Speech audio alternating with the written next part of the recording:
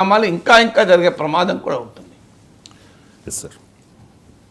ఇక కూటములు మారడంలో బీహార్ సీఎం నితీష్ కుమార్ తర్వాతే ఎవరైనా సార్?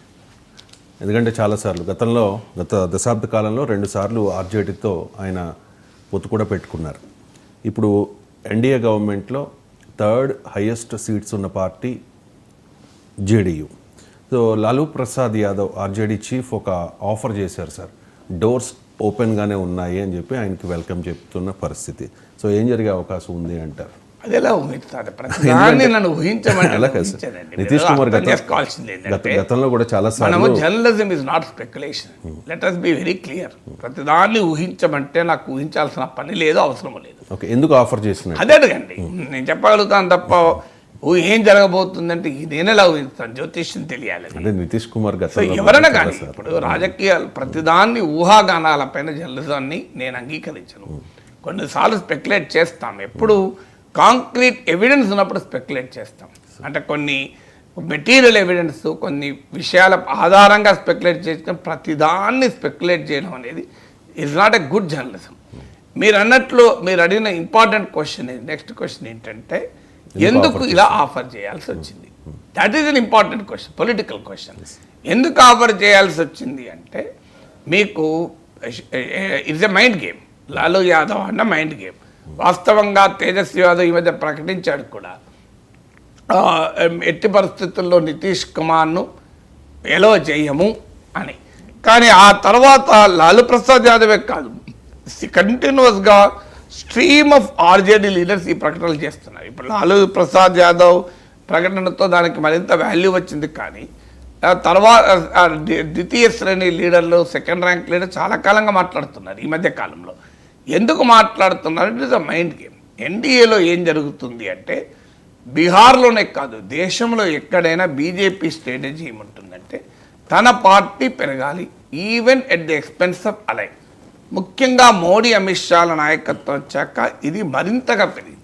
వాజ్పేయి హయాంలో బీజేపీ ఉన్న రోజుల్లో మిత్రపక్షాల పట్ల లీవ్ అండ్ లెట్ లీవ్, అంటే బీజేపీ జీవిస్తుంది, మీరు జీవించండి అంటూ మిత్రపక్షాల ఎక్స్పెన్స్తో పార్టీ పెరగాలని ఆలోచించలే వాజ్పేయి. అందుకే మీకు వాజ్పేయి ఎరాలో వాజ్పేయికి బాలాసాహెబ్ ఠాక్రేకు చాలా మంచి సంబంధాలు. బాలాసాహెబ్ ఠాక్రే మాట చెప్పింది కూడా, ఈవెన్ ఒక దశలో ముఖ్యంగా బాబ్రీ మసీద్ కూల్చివేత ఘటన తర్వాత శివసేన దేశమంతా విస్తరించాలి అని ప్రయత్నించింది. అప్పుడు అటల్ బిహారీ వాజ్పేయి వారిస్తే బాలాసాహెబ్ ఠాక్రే ఆ ప్లాన్ వదులుకున్నాడు అని చెప్పి ఆయనే చెప్పాడు. అంటే ఎందుకు వాజ్పేయిజీ వద్దన్నాడు అంటే ఆల్రెడీ బీజేపీ ఉంది, ఇప్పుడు శివసేన కూడా ఆల్ ఇండియా పార్టీ అయితే హిందుత్వ పాలిటిక్స్లోనే అనవసర పోటీ వల్ల నష్టపోతుంది హిందుత్వ కాజ్ అని వాజ్పేయి చెప్పినందుకు తాను శివసేనను మహారాష్ట్ర దాటి విస్తరించలేదు అని బాలాసాహెబ్ ఠాక్రే ప్రకటించాడు. అంటే అదొక వాజ్పేయి ఎరాలో ఉండే మిత్రపక్షాలతో ఉండే సంబంధాలకు ఉదాహరణ. మీకు మహారాష్ట్రలో వాజ్పేయి ఎరాలో శివసేన నాయకుడు ముఖ్యమంత్రిగా ఉండేవాడు. ఇప్పుడు మోడీ అమిత్ షాల యుగం వచ్చాక what may come, BJP should expand, cold blooded politics అంటారు. సో ఇది తప్పు ఒప్పో నేను జడ్జిమెంట్ ఇవ్వడం లేదు. ఒక రాజకీయ పార్టీ ఎలా తన విస్తరణ కొరకు వ్యూహరచన చేస్తుందో ఆ పార్టీ ఇష్టం. అది మనం ఎవరం కామెంట్ చేయడానికి. బీజేపీ ఉన్నది బీజేపీని పెంచుకోవటానికి, కానీ శివసేనను, జేడీయూను, తెలుగుదేశాన్ని, జేడీఎస్ను పెంచడానికి బీజేపీ లేదు. బీజేపీ నాయకులు, కార్యకర్తలు ఉన్నది బీజేపీని పెంచుకోవటానికి. కానీ ఆ వ్యూహమైతే మారింది, విధానమైతే మారింది. సో ఈ at the expense of allies, అంటే మిత్రపక్షాలను కూడా బలహీనపరిచి వారిని కూడా దాటి తాను పెరగాలి అనే వైఖరి బీజేపీ తీసుకుంటుంది. ఈ వైఖరి వల్ల ఏమవుతుందంటే చాలా రాష్ట్రాల్లో మిత్రపక్షాలతో ఘర్షణ అనివార్యమవుతుంది. ఇప్పుడు తమిళనాడు లాంటి రాష్ట్రంలోనే అసలు బీజేపీ చిన్న పార్టీ, కానీ ఏం జరిగింది? ఏడీఎంకేకి బీజేపీకి మధ్య గ్యాప్ పెరిగింది. ఎందుకు? ఏడీఎంకేకి చెందిన నాయకులే వచ్చి బీజేపీలో చేరడం మొదలుపెట్టారు. సో బీజేపీ పెరిగింది, ఏడీఎంకే తగ్గింది. అఫ్కోర్స్ ఇంకా బీజేపీ కన్నా ఏడీఎంకే పెద్ద పార్టీ. మీరు కర్ణాటకలో ఏం జరుగుతుంది? జేడీఎస్ బలహీనపడుతుంది, బీజేపీ బలపడుతుంది. రెండవ ఉదాహరణ మీకు మూడో ఉదాహరణ మహారాష్ట్ర. ఇలా శివసేన ఏ స్థాయిలో బలహీనపడింది మీరు చూశారు. ఉద్ధవ్ ఠాక్రే నాయకత్వంలో 20 సీట్లకు పరిమితం అయిపోయింది. ఉద్ధవ్ శివసేనను చీల్చారు. చీలిక వర్గానికి ప్రజలు మ్యాండేట్ ఇచ్చారు. ఇవాళ బీజేపీ సొంతగా అధికారంలోకి వచ్చే దశకు వచ్చింది, ఒకటి 10-12 సీట్లు. ఇక నెక్స్ట్ ఎలక్షన్లో బీజేపీ ఏ మిత్రపక్షం అవసరం కూడా లేదు. They will come to power on its own. ఇలా శివసేనను క్లోజ్ చేయగలుగుతున్నారు.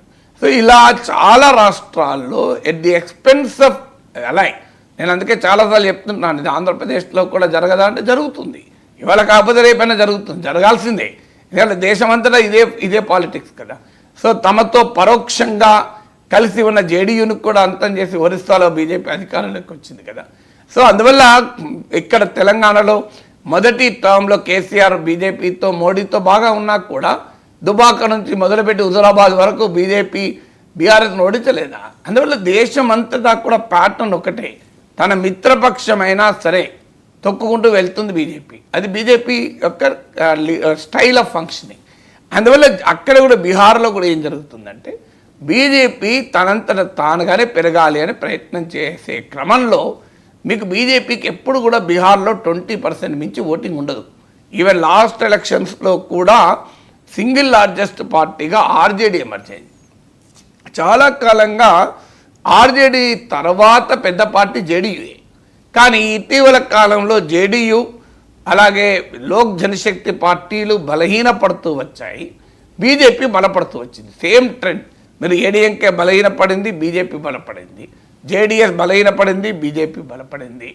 మీకు బిజు జనతాదళ్ బలహీనపడింది, బీజేపీ బలపడింది. బీఆర్ఎస్ బలహీనపడింది, బీజేపీ బలపడింది. అంటే మిత్రపక్షాలే కావచ్చు, పరోక్ష మిత్రపక్షాలే కావచ్చు. సో ఇలా శివసేన బలహీనపడింది, బీజేపీ బలపడింది. సో ఈ ప్యాటర్న్లో భాగంగా మీకు బీహార్లో కూడా జేడీయూ బలహీనపడింది, బీజేపీ బలపడింది.